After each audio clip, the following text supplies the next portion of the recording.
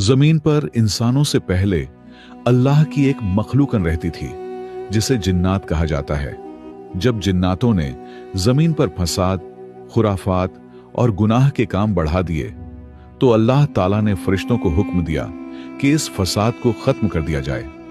अल्लाह के हुक्म से फरिश्तों ने जमीन पर मौजूद तमाम जिन्नातों को खत्म कर दिया, लेकिन उन्हीं में से एक जिन्न का बच्चा जमीन पर बच गया। वह अकेला था, डरा हुआ था और रो रहा था। उस बच्चे का नाम एजाजील था। फरिश्तों ने उसका रोना सुना और अल्लाह की बारगाह में अर्ज किया, मौला, जिन्नात का एक बच्चा जमीन पर रो रहा है, आपका क्या हुक्म है? अल्लाह ताला ने फरिश्तों से फरमाया, इसे उठा लाओ और इसे तुम लोग तालीम दो। फरिश्ते एजाजील को उठाकर अर्श पर ले आए और उसे इल्म व तालीम देना शुरू किया। जल्द ही इल्म के मैदान में एजाजील फरिश्तों से भी आगे निकल गया। यह देखकर फरिश्ते फिर अल्लाह की बारगाह में हाजिर हुए और अर्ज किया, मौला, यह तो हम लोगों से भी ज्यादा इल्म वाला हो गया है।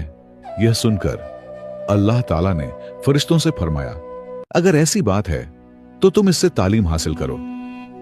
एजाजील के लिए एक खूबसूरत झूला बनाया गया। वह उसी झूले पर बैठकर फरिश्तों को इल्म सिखाने लगा। एजाजील अब मुअल्लिम उल मलकूत यानी फरिश्तों का उस्ताद बन गया। लेकिन अल्लाह की अता की हुई इज्जत पाकर एजाजील शुक्रगुजार बनने के बजाय घमंडी बन गया। इसी दौरान अल्लाह ताला ने जमीन पर अपना खलीफा बनाने का फैसला किया।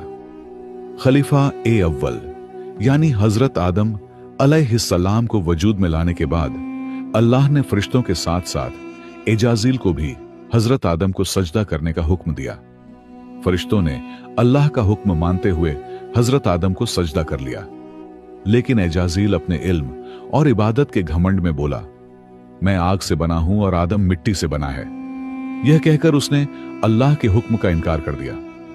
इसी नाफरमानी और तकब्बुर की वजह से अल्लाह ताला ने एजाजील को इब्लीस, शैतान बनाकर अपनी बारगाह से निकाल दिया।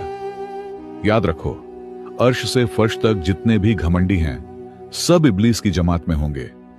इसलिए अल्लाह का शुक्र गुजार करो, क्योंकि हर अहंकारी का अंजाम बेहद खतरनाक होता है।